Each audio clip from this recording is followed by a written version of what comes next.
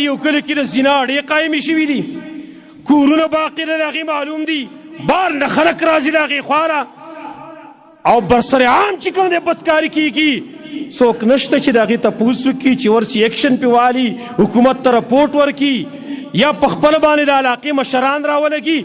مشري خو یوازې دا نه چې ته ماله پیپ او ټوټۍ جوړی، یا ماله ته سړک جوړی، یا ماله کوڅې جوړی، بلکې مشري ستا هغه دا هم حق جوړېږي چې دې معاشرې نه کوم فساد وي تعالی الله طاقت درکړی دا هم ختمېته. په دې علاقه کې ډېر شی مشران شته دی، ډېر ملکانان شته دی، څه رسوخ والا خلک شته دی، لیکن د دې فسادګرو خلکو د هغې مخه نه نیسي. چې عام کورونه تاسو وګورئ پای کې بدکاری نه کېدلی شي، خاونې موجود دي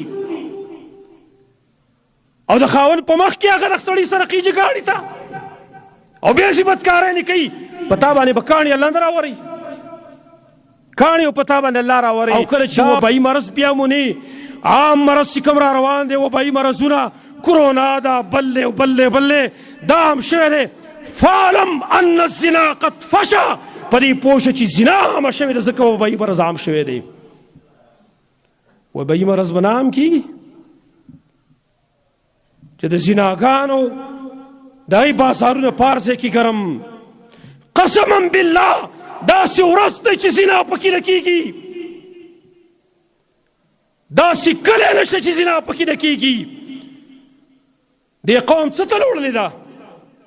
دې قوم د الله صاحب ته لوړلې ده، د الله صاحب ته به ځان ټینګ کوي، د الله صاحب ته ځان به ټینګ کوي چې کوم قسم عذاب په تاسو باندې راولي. بیا غیرت خو ختم شوی دی، اسلام خو ختم شوی دی چې د مسلمانانو په وطن کې د دیندارو په علاقو کې پردو کورونو ته ښځې په هغې پسې خلک راځي، ټوډیانو ته ودرئ، برای راست هغې ته ورننوځي، ګنټه دوه ګنټې هلته تېروي، هېڅوک په ایکشن نه اخلي، هېچا کې غیرت نه راځي. زما ورونو د الله صاحب نه چیلنج کوو، ګورئ دا ترې ګوره الله رب العالمین کله هم غصه شي بیا د خلکو نه انتقام اخلي.